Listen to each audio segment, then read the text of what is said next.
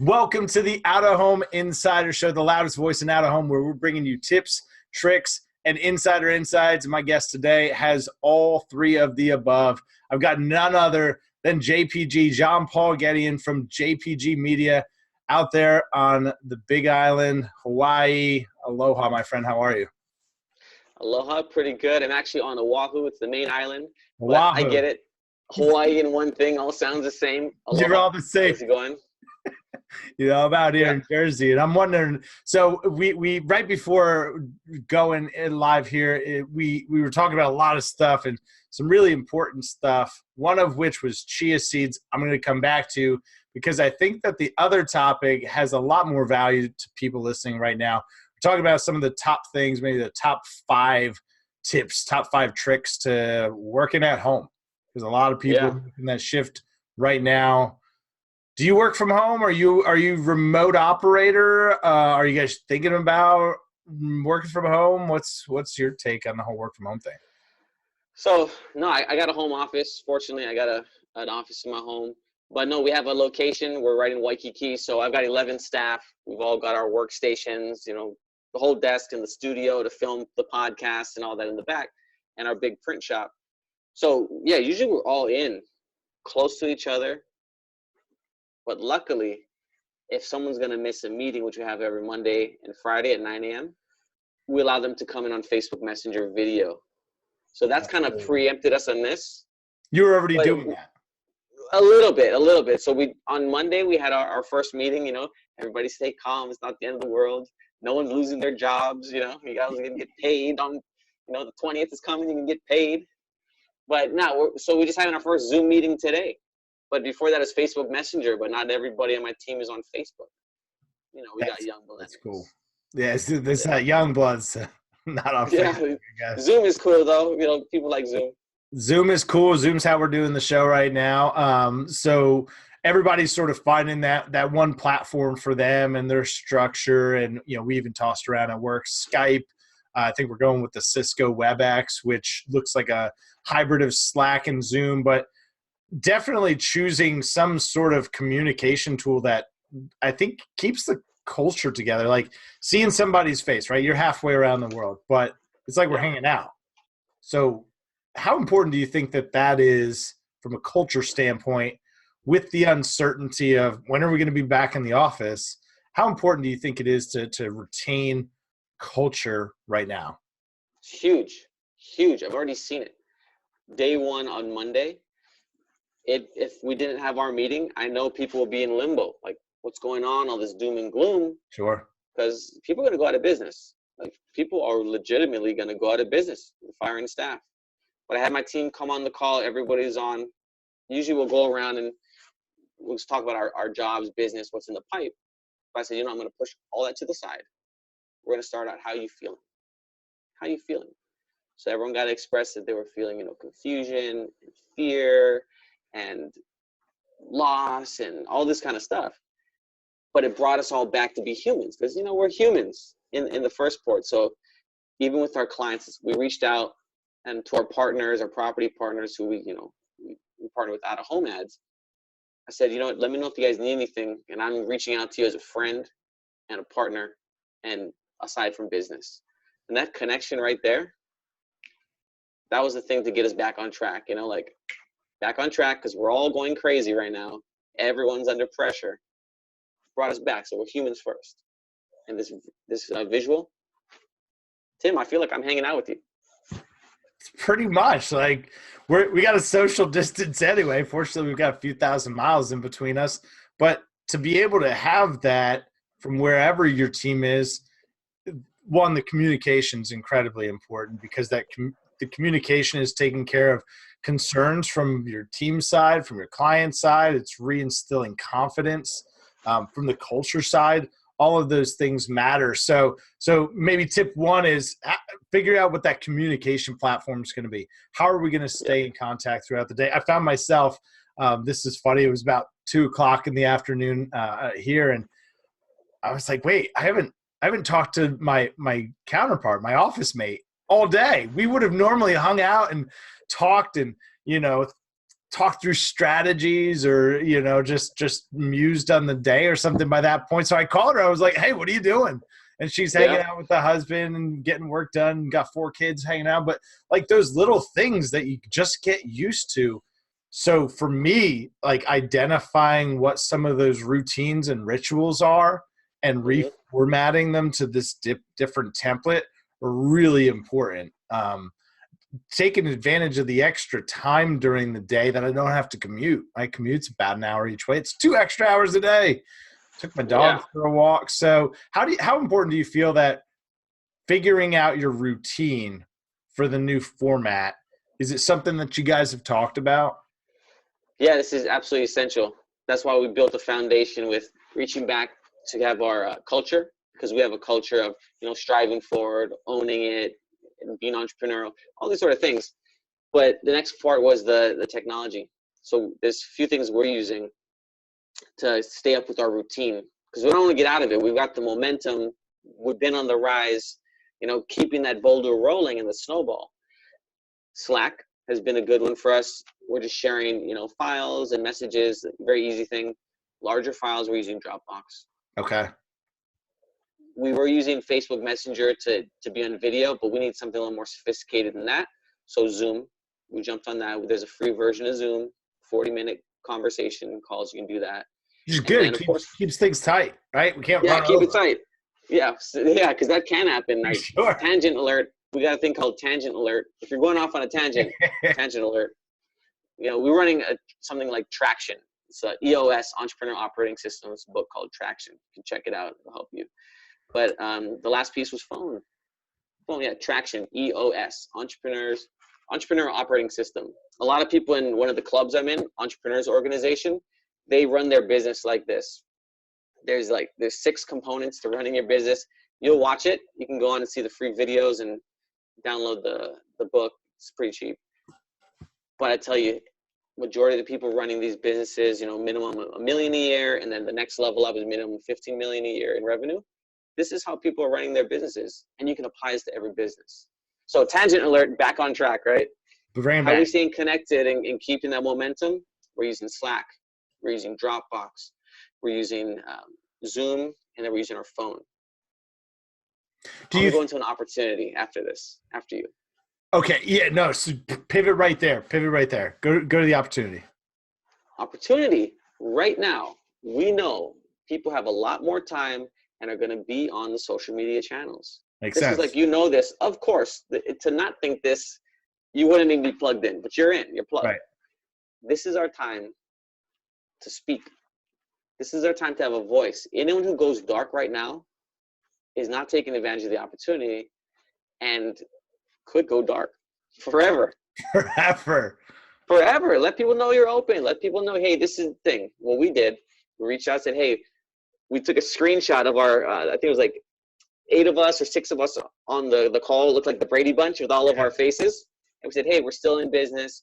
We're still handling all of our orders. Our clients, our partners, and our team are a very top priority, equally important. And we're working as fast as we can to fulfill everyone's orders. Because just because we're not in the office in the media business, the show must go on. The show must go on. Totally. Right. Because I've used the analogy with a few clients to this point that this is the proverbial drawing back of the arrow, right? We know at some point it's going to go back to normal. And when it does, we're not just going to crawl forward. It's going to absolutely launch. So to be cautious right now, to be conservative right now, it could make sense. I don't necessarily prescribe to the school of pull back. I think step on the throat right now if you can, but being prepared for those things and having a partner that is with you along the way through the good times and the bad. So we talked about tools to bring your team together to increase the just communication so that you can continue to operate. We talked about culture and how to use some of those tools to keep and facilitate that culture. And we talked about I just brain farted. The last thing that we literally just talked about was dude, how's that happen? What was the last thing we just talked about? Routine. Routine. So The culture, the tools, the routine. That's it. Routine. Tim, I was giving you some slack, man. Captain's log, day 3. Brain is fatiguing fast. So everyone's listening to this going, hey, dummy, you just said those 3 things. All right, so that's 3 out of 5. Give me 2 more. What are 2 more things that we're not paying attention to? Well, maybe the opportunity. What we should be doing right now is taking advantage of all of the opportunity, creating content like this, having dialogue with our clients, continuing to press forward and be the leader. That was something that we talked about. How important right now to be, what does it mean to be a leader right now? So instead of exactly what it means, there's something I want to drive back into, that this is the best opportunity to be a leader, because this is testing, traditional leaders, CEOs. It's testing you right now. And as good as you can lead is as good as you can take advantage and use this time as an opportunity. And it's also a time where if you don't lead, that you could lose the momentum, things could not go good in your business. But relating that to being a leader, I think it's a great time that you can be a leader. Everyone can be a leader in their families, to keep everyone calm, to make sure you have everything you need. A leader for your friends and your loved ones, even a leader that we're sharing this online right now. Hopefully this is going to bring some value to make other people feel empowered to know that, hey, everyone is going through the same thing. We can freak out, or we can regroup, assess what's really going on. Do we have our food? Do we have our shelter? Is our income affected? Yes. Is our job at jeopardy? Possibly. But we're still alive. We're still humans. Now we need to make sure that we can chart this course together, because it's uncharted territory for what we have going on right now. So it's an opportunity for everyone to stand up. Everyone can be a leader. Tim is a leader. You led me into this call. I'm leading my family, and I got a daughter coming in a week. She's going to be born. This is my second daughter, so this is crazy. It's crazy, man. And that's just an amazing blessing. And I think that's a really good description of, what it means to be a leader, and how that's sort of the opportunity. I agree, man. I think that right now we're going to look back and we're going to say, damn, that was maybe the biggest opportunity that any of us have seen in our lifetime, because the entire playing field is leveled.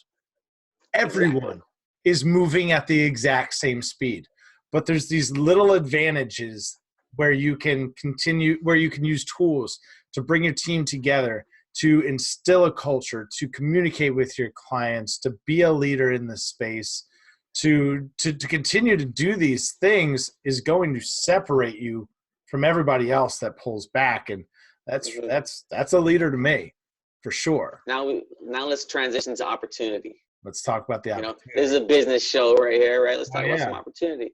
So, as you said, the world is all moving at the same pace. Imagine this. We're all in the community. We're going to different venues. We're going to different networking events in person. We're in person, right? But where is everybody now? Everybody's online. People, they're online. They're connected. Now, if you took the opportunity, if I did, I took a little bit of the opportunity, not as much as others, to build your following. Before all this happened, we would have a larger audience to speak to, whether it's Instagram or Facebook. I personally love LinkedIn because it's, my tribe, business folks who have lives. We have a much larger platform now, where the organic reach has been much better. I posted a video of one of our podcasts. You get 1,400 views. That's a lot for me. Usually, if I'm on Facebook, I get 20 or maybe 200 or 500. Sure. And those are for grandma and grandpa and friends. But on LinkedIn, I'm wow, these are really business people who are watching the business show that we do. So the opportunity right now, 2 things. I'm just going to relate a couple things for my business. So we sell advertising space in grocery stores, for instance. Right now, grocery stores are packed with people. Yeah. For good or for bad, they need to stock up. We have positions at the entries, exits, and the checkout counters. So we had healthcare companies who already had campaigns in the works. They said, can we get this up now, because it's like, what an opportunity for everyone there. It's super relevant. Reach out to us. So we've got a couple of the national guys who are on board at the checkout counters. So that's one thing. But how do we approach this opportunity without being spammy, without saying, I just want your money? Let's talk about that, because I think that there's a lot of salespeople right now that they're sort of in that snag. And I got to be honest, it took me a day or two to sort of feel out. And what's everybody's temperature like? What's the company line? What should be the message right now? The message should not be buy now, buy from me, because I have archived those conversations in my inbox. Click, click. People are coming out, oh, buy this. I'm like, I am not in the market for a digital screen right now. Can you stop asking me for that? Why don't you reach out and ask how I am? We're people first. This is our opportunity to build that relationship, to know that we are build some rapport. I'm not just selling you with that canned message that I just put your name on the top and maybe the company in the body somewhere, but the rest is like, same thing I just sent like to the last 27 people. You sent it to everybody, and you spelled my name wrong, by the way. Right. You still have the last guy's name in there when you sent it. Exactly. I am not Christina. Well, at least not during the weekdays. You got to tune in. That's the bonus. That's the bonus content. If you want. Yeah. Well, opportunity to be a human. To make that real connection. People remember this. This is documented. This is documented. I'm so glad you said that, because that's something that I've tried to reiterate to people that just, have come in contact, having conversations with, are sort of up against that same thing. If you take nothing else away, people will remember how you responded right now. Yeah. The world will go back to normal. How do you want to be remembered? You want to be remembered as the person that kept pushing, try and jam something down someone's throat, or you weren't willing to be flexible and maybe move a campaign or cancel something. People are worried about making payroll. And I just read a book. It's an interesting read, and I think it applies a lot to business. It's called A Spy's Guide to Strategy. It's written by a CIA case officer, and the whole concept is working assets for intelligence. So getting human beings to give up information that could potentially compromise an enemy. And the entire concept of how you got somebody to do that was by starting with their end game and working back. Right? So what matters to JPG right now? Well, it's obviously taking care of his family first and foremost, making sure that it has a safe place to welcome his baby girl into the world, is taking care of his business. Those are the things that matter to you, I'm assuming, just based on our conversation, knowing you. But if we don't keep that in mind, it's going to be just me calling up and saying, hey, I've got a great thing on this right now, and how many do you want to buy? Not even understanding the last thing you want to worry about in this whole world is what I'm trying to talk about. Mm-hmm. As an entrepreneur, do you still see people coming at you that way? Do you think it's from a lack of just knowing what to do? Are you still seeing that? My inbox is full of it today. My LinkedIn and the okay, I still got people reaching out because we go to a lot of trade shows. Sure. Sending me emails. Would you like to buy these trade show leads of people in the hospitality business? Like, I get a few of these a day, but it's coming hard now. I'm like, all events are canceled. These leads do me nothing right now. Plus, it's just like spam. Sure. I don't think there's not like an actual person behind that. It's just a random email. But there has been things, people reaching out. Would you want to you still want to buy this $50,000 outdoor digital screen? I'm like, thank you for engaging the conversation right now, but we're going to put that on hold. Still very interested, and I'm going to go through the conversation of the pricing, but don't push for the sale right now. Why don't we connect for a second? Maybe just reach back to me. Let me get on with life. So, when people don't reply to me, because I send out some emails, it's cool. I get it. I'm not trying to sell the world, but I want to ask you something, or you can ask me. We're in that home game. What are you doing about a cancellation? Because people are calling, if you got a restaurant. If you want me to go first, I can go first. No, so yeah. So I was gonna say, is it a restaurant that's giving a cancellation? Yeah, potential opportunity for cancellation. So for me personally, I'm immediately assessing the situation, trying to understand what's the cause for the cancellation. Is it because of uncertainty in your business, or is it because of uncertainty in mine? Because I can tell you about my business, but I don't know enough about yours to make that decision for you. So let's have a conversation and try to understand. Mm-hmm. Was it based around an event that's not going to take place now? Could it make sense to potentially just push the campaign back? Do we maybe pivot? Do you have the infrastructure to sell gift cards online, and I can predictably say, hey, I can deliver this much traffic to your site to sell gift cards? Are there alternatives? And if there are that make sense, then let's explore them. And if there aren't, I'm not interested in hurting your business or hurting your employees.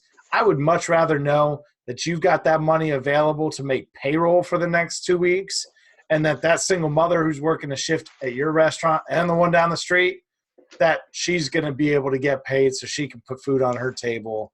That matters to me, because after all this we talked about a little bit, people are going to remember. People are going to remember what you did in that moment. And that's how I would approach it. How about you? I just wrote down a good note. I like the whole gift card thing about, selling right now, giving the opportunity.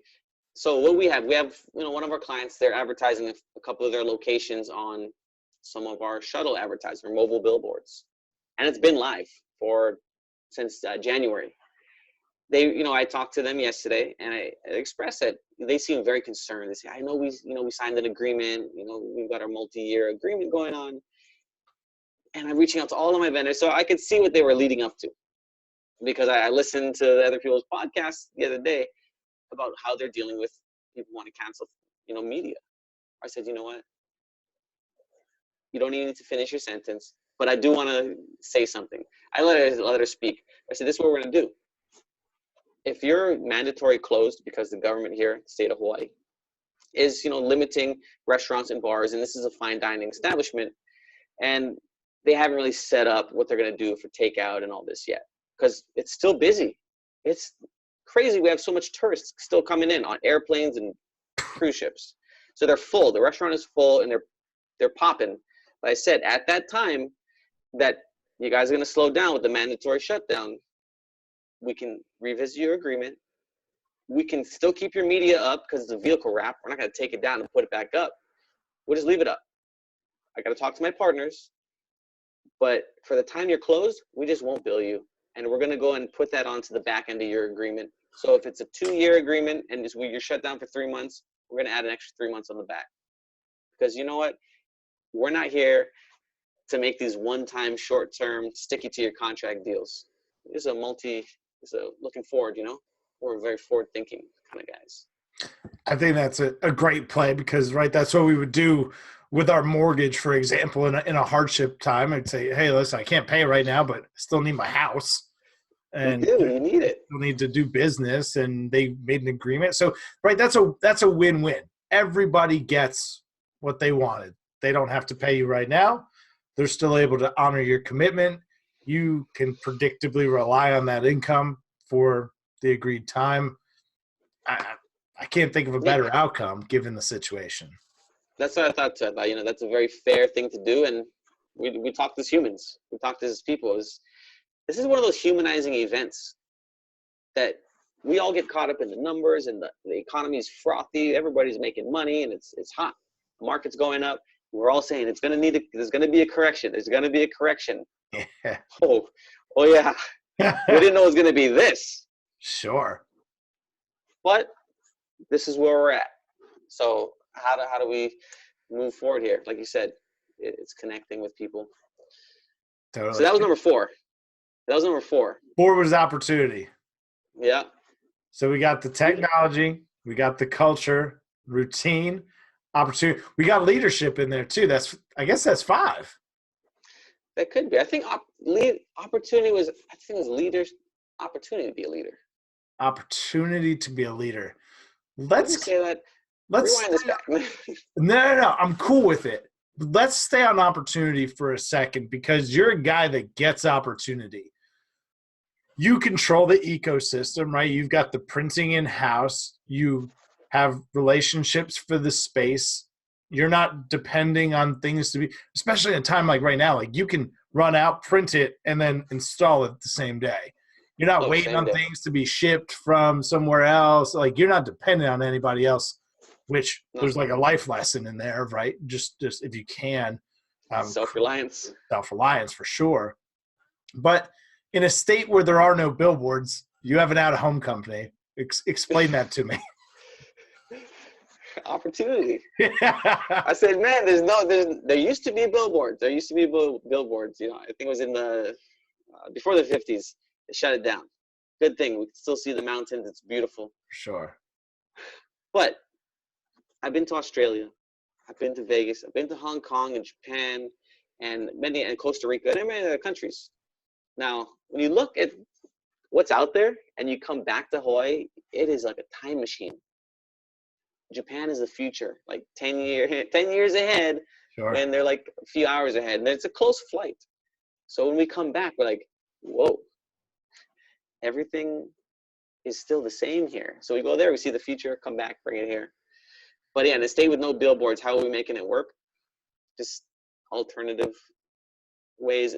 Like, how do we get in front of the customer in a unique way that they can engage with on the customer's journey? You got to buy groceries. You're going to walk around the mall. You're going to drive, and we have some of the worst traffic in the nation in Hawaii, just gridlock. So we take advantage of all these spaces. It's smart, right? You're assessing where's their attention and how can I monetize that attention? Yeah, in a way that brings value. We're in it to make money, but I really think it's important how you make your money, not just how much you make, because you can make a lot of money anywhere. Sure. Say, there's a lot of opportunity. Just depends where you look. So to make sure that we're bringing value, big topic in the out-of-home space right now is measurement.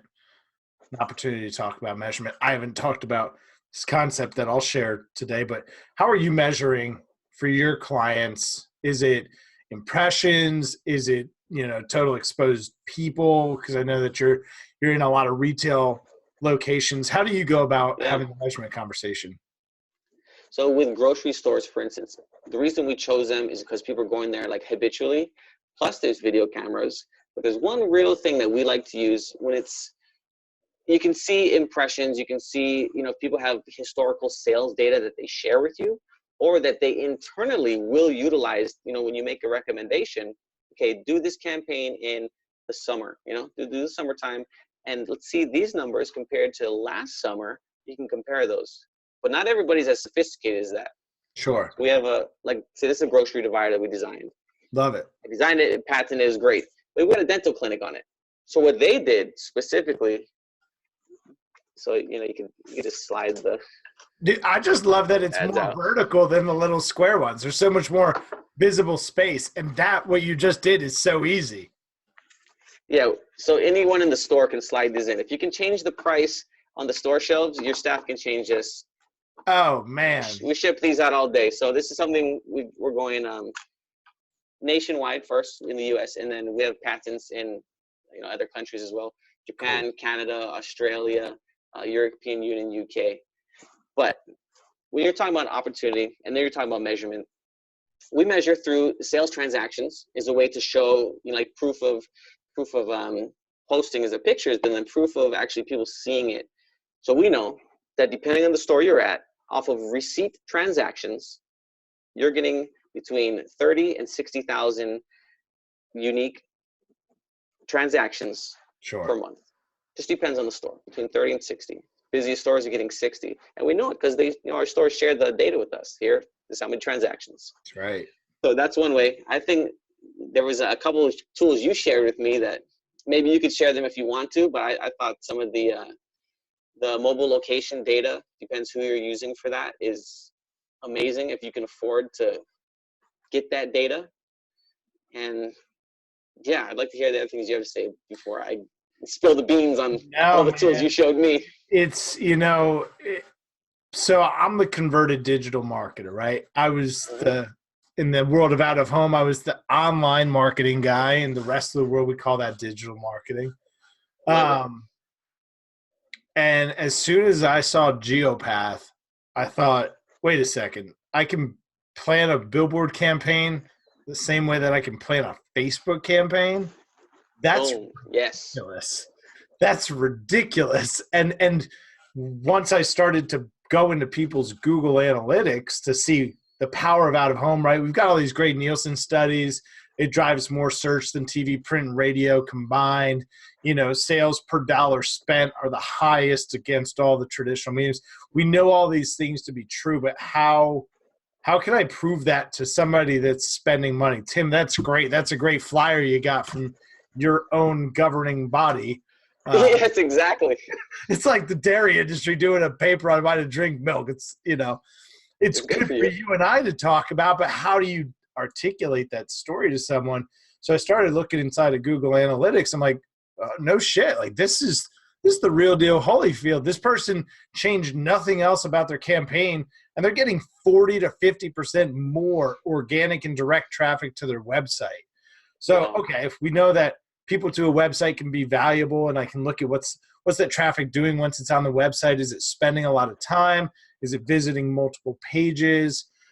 That all tells a story. But what if I set up conversion goals in Google Analytics, and I can say, hey, for every time that someone clicks on this button, which fills out this form, for every time that someone clicks on this button, I know that 1 out of every 2 people is going to buy something, and that the average purchase is $20.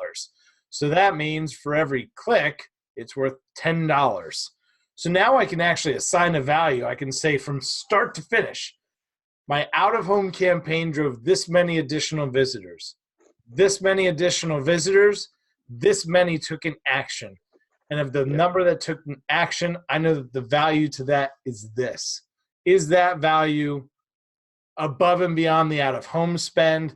If it is, great. There's not too much more to the conversation. If it's not, now let's talk about how out-of-home actually influences the rest of your media mix and impacts results across the chain, right? So that was my aha moment when I realized I could build campaigns like Facebook ads and measure it in Google Analytics. So that's awesome. Cool.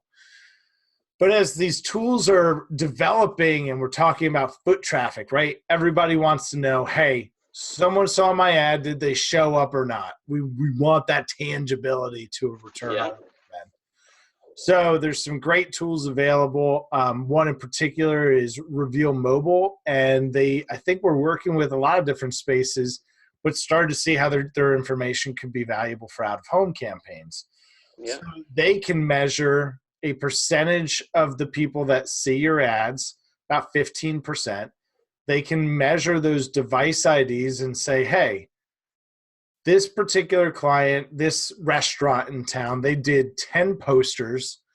The people that were exposed to those posters last month, only 2% of those people showed up. This month, last month when there was no campaign, 2% showed up. This month when there was a campaign up, 5% showed up. So now we're talking about what's that quantifiable lift. I was able to improve the number of people that show up to your restaurant, right? For every 100, you went from 2 people showing up to 5. How powerful is that conversation? But then we get too excited. We get too excited about the foot traffic thing that we lose sight of maybe how someone's business works. And at the end of the day, out of home fits into a lot of different places within the funnel. But for us as a billboard company, most often it's going to be top of the funnel unless you're a QSR. So I said, that's a bit of a predicament, right? We can't go into a car dealership talking about foot traffic because a lot needs to happen. You need to see the billboard. You need to go to their website. The website needs to not suck. Then they need to have the car in stock that you're interested in. It needs to be at a competitive price. You may call or submit, a web form and say that you're interested in more information. Then someone on their end needs to not fuck it up. And then you need to be so compelled to show up. Why am I going to handcuff myself to foot traffic For a car dealership, that doesn't make a lick of sense because so many things need to go right before that person actually shows up and does business. And I'm already only tracking 15% because I want the highest quality of data. So that doesn't make sense. Well, now are we back at ground zero? What do we do? So it sort of came to me as an epiphany. I said, this is a scale. So I call it the commitment scale. Low commitment, medium commitment, high commitment. For a low commitment transaction, like going to get a burger on a Tuesday afternoon on the way home from your work, there's not a lot to it, right? Don't need to think about it too hard. Am I hungry? Yes or no? Yes, I am. Is it convenient? Is it affordable? If it is, I can track foot traffic, right? That there's no commitment to that. I'm just stopping to get a burger.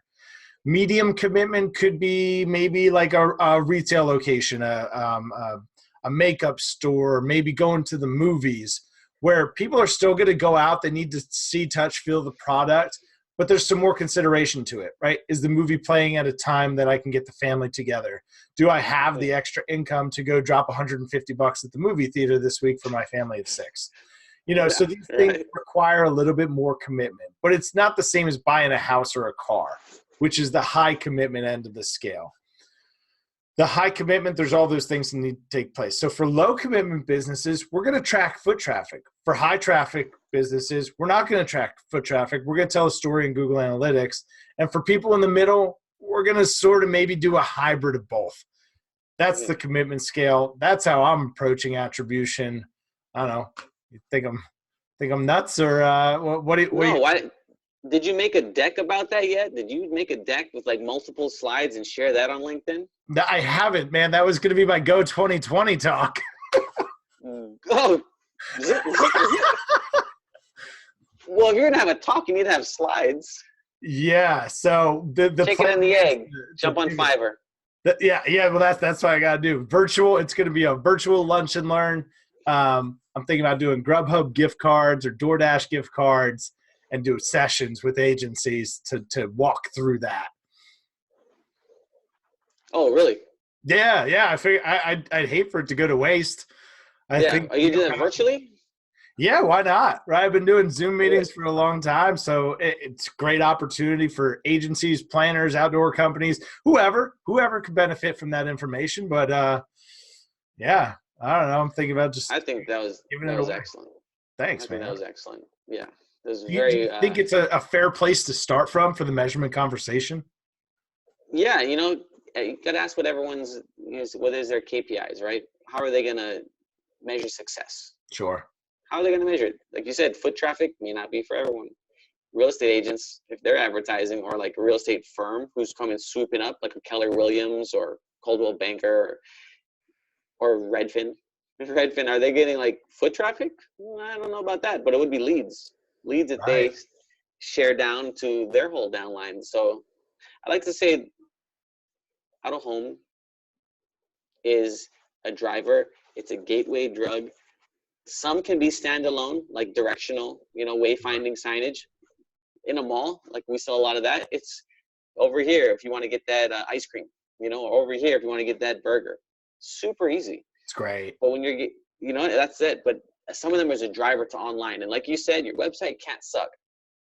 Because you could be sending all this traffic to the website, but if it doesn't show up good on mobile, you got to zoom in, you got to pinch, and like my finger's fat, so I hit the wrong button. I had a bad experience.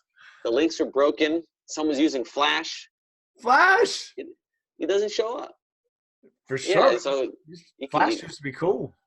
It's only part of the conversation. It takes a holistic approach. I was thinking to myself, I'm like, all right, who can I prospect right now that it wouldn't be too salesy, right? It wouldn't be a pushy thing. It would make sense for their business and, was potentially someone that I could help. I thought, wait a second, golf courses are the best way to socially distance yourself and get the hell out of the house. I can't think of anything more socially distant than a 370-yard dogleg left. Like, it's me and one other person, and we're in the middle of nowhere. Golf courses make sense, right? So I was like, okay, let me look at golf courses within my footprint here in Eastern Pennsylvania. And there was about 30 of them. John Paul, I had to drop off 5 or 6 of them as prospects because they either didn't have websites. They were using like their Facebook page or like a page on a resort's website that was just like one page like, hey, we have golf available. It was crazy. It was just crazy. 2020, people just not having websites, but there's advertisers out there willing to take their money and not look at things like that. How do you approach things like that? Do you offer that type of feedback to your clients in like a consultative way? You're an entrepreneur. You get how these things work. What's your take? If I'm going to sell something that is not going to bring someone value, I'm not in it for the short sale. Not in it for the short sale. I want to do it. I tell people. Oh, can you hear me? Yeah, it got a little soft. Were you on headphones? Yeah, I was. And then my wife called on Messenger and bumped me off my headphones. The audio is super good on the headphones. Hello, can you hear me now? Yeah, that's great. All right. I'm coming back. I'm back. He's back. Okay, so we're going to edit that part out or we're going to keep it because it's real, man. Conversation. So yeah, if someone's going to want to advertise, and we do this in design too, because we have a whole design component to our company. Let's just say you're making a business card. Okay, this is a business card, could translate to a billboard. Sure. If you're having a business card and you saw a Nike logo, like, I just want to put my logo on the card, and people are going to know what it is. Say, well, okay, your card is a leaf, and you're a real estate company. I don't think people are going to get what your leaf is because you didn't spend hundreds of millions of dollars to let me know that leaf means you. So I need you to have 3 things. You need to have who you are, what you do, and how to get a hold of you. Those are the basic fundamentals of a conversation, of a reputation, of a calling card. I'm going to know you. Now, once they have that, if they say, hey, I want to go ahead and promote, I had someone do this, and I said I didn't want to do it, and it didn't work for them. It was a flooring company, and they wanted to, promote. It was one of those flooring franchise companies where they'll come to your house with a van, and it's like a virtual showroom. They said, hey, we want to put it up here. I'm going to try it for 3 months. I looked at the design they wanted. There was just way too much going on. A lot of words, a lot of different flooring samples. There was a van. There was the guy standing by his van. I'm like, I told you, this is not going to work. He said, oh, but don't worry. My franchise, Zor, they designed it for me, and I want to use it. It looks good. People recognize me. I said, okay, you're going to be in front of Starbucks. We're going to do you a good one in front of Starbucks, big spot. And they're going to put you another spot in front of a hardware store where people are potentially renovating their house. But your ad says nothing about what you actually do. It's just showing samples and options. And for everything that they know, it could be an ad for buy it inside. Buy it in that hardware store you're in front of. Right. So let's just say they did 3 months. It didn't work. They didn't re-sign. I wanted to say I told you so, but I'm not that kind of guy to like pour salt on the wound. But when someone comes to us, sometimes they listen. Sometimes they listen. And I say to a plumber who came, said, you know what? I have a picture of your team. Because you guys are family-run companies, 15 people. Have your van, have your team. But most importantly, have a list of your services. Clogged drains. What is your highest ticket item? And what do people buy? Bathroom renovations. They're not just cleaning toilets. They're doing bathroom renovations for like 30 grand. I was like, that's much better than a $40 or $50 clog. Yeah. So we got them to do that. The first thing their ad actually said, they ran one ad with us, and it was more of a branding. It didn't really let even me know what they did. It said, going above the call, or going beyond the call. And then their logo said the plumbing, and the plumbing word was real small. I was like, all it looks like, it says going beyond the call, and you have like a newspaper voted best of 2019. I said, this looks like a newspaper billboard voting, for Sure. this company. Anyway, they ended up changing it, and they like it much better. It's clear and concise. Plumbing company, who we are, what we do. Here's our list, how to get a hold of us. And then it has the team there because it's a family-run company. Real clean. It's working. and something they share on social media, and it translates because that billboard or sign looks good to be on the wall, on a screen, on your phone, and in your head. And then and now we can predictably, right? When you said the Nike logo, I'm curious what everyone else thought. So if you thought something when John Paul said the Nike logo on a card, I thought of white swoosh, orange background. I thought of the box, dude. You said it, and that's what I thought of. But to your point, it's millions of dollars being spent. So for a local advertiser, being consistent in format, in message, in font, in colors, those things. Are you going to be Nike? No, probably not. But if you got 4 or 5 service trucks running around, you got some great outdoor up in high volume locations with a high residency exposure. If you're doing it right, you're gonna be the Nike of plumbing. People are gonna see your trucks. They're gonna see your logo and be like, man, I see them everywhere. They are everywhere. It's not that you're everywhere. You don't have the money to be everywhere. You're just consistent. Everything talks to each other. It does. Sometimes these might be the first introduction to your company for the public to actually see. Sure. You got to think of it that way. They may not know you at all. This will be the first introduction. And like you said with the branding, then they're going to start seeing you everywhere because, you're thinking about a blue Tesla because I want to buy it. Yeah. You see that blue Tesla everywhere. Stick in your mind. It's going to become familiar. Now they look at a subject. They're like a subject matter expert. I'm going to think of them. When I need to renovate my bathroom, I'm going to give them a call and price it out.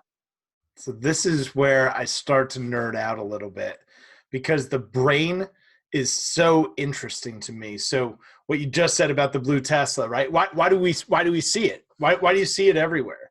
So there's a piece of our brain called the reticular activating system. It was designed, as a primal function for identifying who's a threat and who isn't, right? If I'm just traveling through the wilderness and I see somebody, is that person going to be a friend and help me to survive and thrive? Or are they potentially trying to kill me and raid my village? I need to be able to determine that very quickly. So that system over generations has adapted to in the real world where we have an affinity for something or we're in the market for a particular car. All of a sudden we see it everywhere. Man, everybody's got that blue Tesla. It's the same thing that was keeping us alive a few thousand years ago from warring tribes that now as advertisers we can take advantage of. Now being on target, right? Targeting so important, and we've never had access, with these things, device ID data, I can not only tell who you are to a degree, right? No personally identifiable information, unless you're Google, just giving stuff away. Yes. Yeah. Too soon. So, right. So, but I know a lot about you. So I can say, hey, 80% of people that pass this particular billboard fit this profile.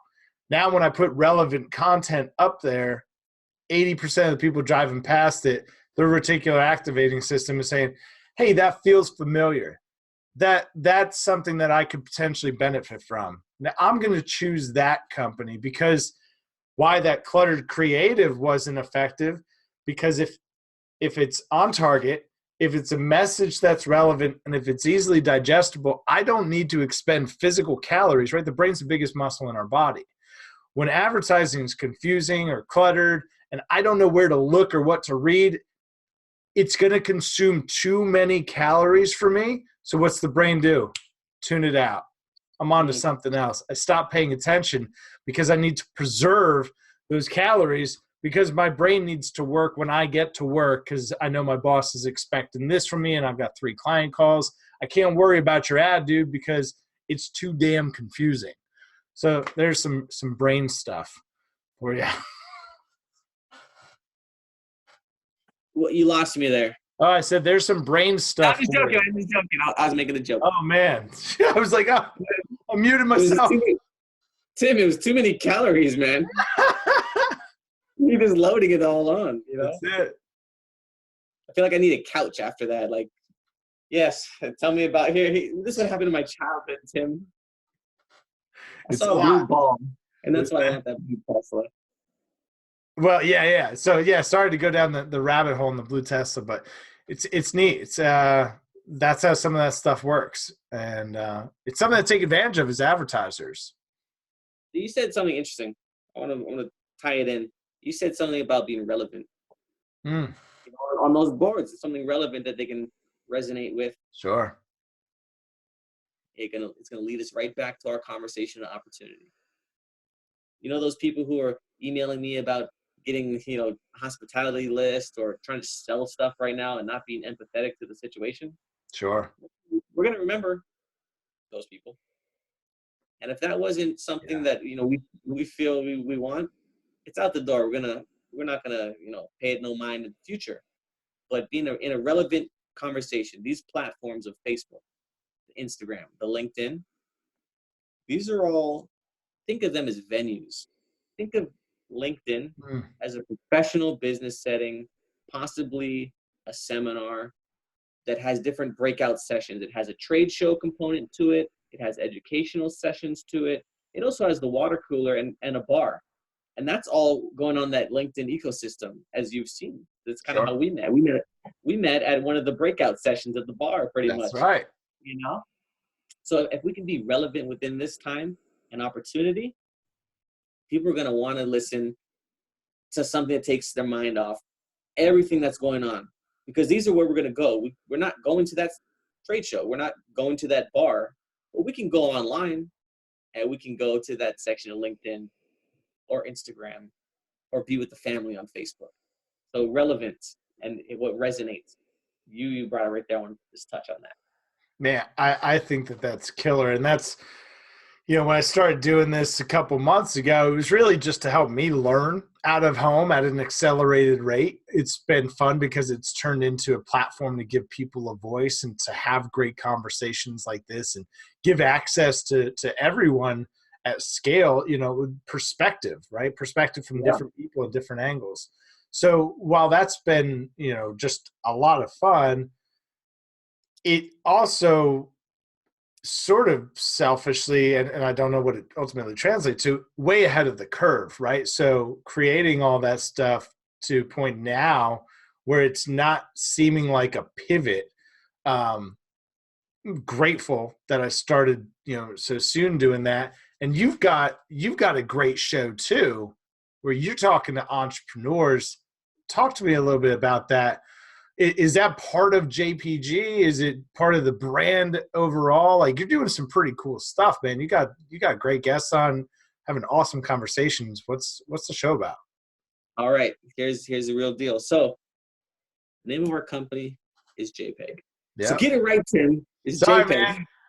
It's also you're JPG. It's JPEG. I'm just gonna call it all JPG. It's all good. That's my initials too, by the way. Jean-Paul Gideon. JPG. Yeah, that's why we call it JPG. Because, like, if we were hanging out, I would just call you JPG. Because I think of, like, GSP, right? MMA. I just want to call you JPG. Yeah. I get it. So, yeah, to bring it back, why have the show? Why am I doing that? And who are these guests? Like, how am I getting all these people online and different entrepreneurs to come on the show? Entrepreneurs Organization is a club that I'm part of. Global organization. There's over 40,000 members. Wow. And there's different revenue goals you need to be in. You know, locally in our Hawaii chapter, you need to do $1 million in revenue annually, and you have to have the controlling interest of the company, or you're the founder.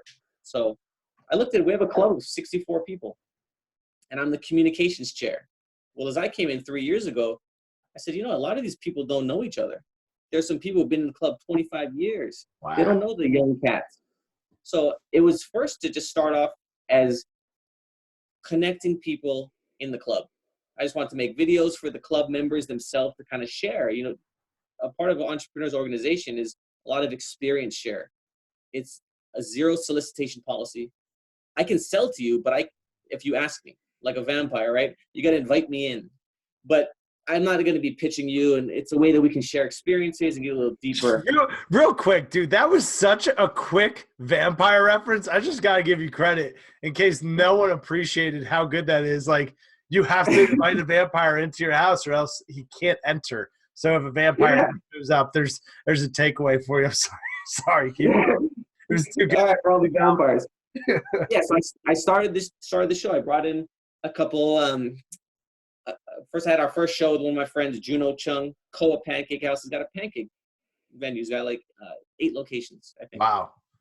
So he rolled up, and when that camera flicked on, I was like, "Oh, I remember we used to make videos in high school. Whoa, this is gonna live forever. This is an opportunity. I've got this pool of 64 entrepreneurs in my relevant Hawaii market. Come They're on. all business leaders, much bigger than my company. And I get to sit with them and ask them anything I want, starting it up. So I hired a full-time content creator, Alex Lang. He makes all of our videos for our installs and graphics and films our podcast. We call it a podcast, this show, video. He'll break it into the audio and all that. I saw it as an opportunity, kind of how, like, being an opportunity to be speaking on your show. It expands the platform. It also frames myself as a subject matter expert, so I can speak on things. You're guilty by association. You're going to hang out with good people, you're going to be seen as a good person. You hang out with bad people, you're seen as a bad person. I personally want to share the business. I'm super interested in business. Like, I love it. Entrepreneurship, selling, marketing, advertising, everything that you like to do. That's why we connect so well together. Sure. That's the reason for the show, is really to expand the network and not to be selfish for me, because that comes along with it. That's a byproduct of the show. I'm going to get that. But featuring all these other entrepreneurs who I think are badass, but no one's really told their story. I was like, dang, this is an opportunity right here. I got a gold mine of information and real experience from people who have done it and are doing it. Right. So I just bring them on the show. I let them talk. I ask them questions. I definitely don't frame it about me. It's all about them. Even in the title of the YouTube videos, I make it so they can share it. Now that lives on for them. This is something that lives on forever. And as a byproduct, I get a little bit of recognition too. That's why I started the show. It's a business development tool, but it started just as telling stories of my fellow club members. But now it's a business development. I got some actual business from the show. It's a beautiful thing. It's a Zig Ziglar thing, right? If you want to get everything that you want in life, just help enough people get what they want. It's that. It's giving people a platform, giving them a voice. I mean, that's paid the biggest dividends. Is exactly that. We'll do this, and it will go to live on YouTube and Stitcher and Spotify and iTunes, and people from all around the world are gonna find it. I was looking at my analytics, if you will. I was just sort of curious how it broke out, but 78% of the listenership on the podcast variation, iTunes, Stitcher, Spotify, 78% domestic here in the United States, 22% abroad. It's been downloaded in 11 countries. Pretty cool. It's cool to think about who's that person. You know, I looked at the Philippines. I'm like, who's that person in the Philippines that's listening to me talk about stuff that I love to talk about? That's so cool. That's so cool. 78% in the US for the podcast version. You go to YouTube, only 23%, 23% is coming from the United States. So initially I was like, I'll just throw it all on YouTube. It'll be fine. I'm so glad that I put out the podcast version as well, because it's both are reaching two completely different audiences, different parts of the world, different conversations, different feedback. Yeah, man, it's been pretty cool to be able to create stuff from great conversations that, you know, the first time we talked, I wish that we had the opportunity to just press record. That's what a lot of this is. These are great conversations that people want to be the fly on the wall. Well, let's just talk about stuff and we'll press the record button. Hey, you know what we should do on our next shows, and you could do this? Start with a one-word open. This is how we usually start our meetings. One word open. How are you feeling? What's on your mind? Something to guide us in. And then let's do a one-word close. So as it's almost 6 minutes till 3 o'clock Hawaii time. Yeah. I got another Zoom call coming up with my team. Man. You have any thing you want to say before we do a one-word close? No, man. Are you going to give the word? We can both give one-word close. Oh, okay. Okay. Yeah, it's like everyone gets their chance. So do I just say one word and then you say a thought on that word? Or do you say one word? How's it work? Oh, I'll just give my one word. Like, I'll say one word. So mine right now Yeah. would be family. Because it's kind of how I'm feeling right now. What am I feeling about? Like, how are you That's feeling? good. Gratitude. But I say family because my wife walked in. I'm in Family. that zone. Man. Yeah, and not because it's a cop out. In fact, I'm going to give you the reason why. I'm also going to use family because I have a little bit of a non-traditional, maybe more so the modern family. I don't think she's listening to this, but a huge shout out to my son's wife. We got divorced about 6 years ago. She lives like a mile from my house, and it's awesome.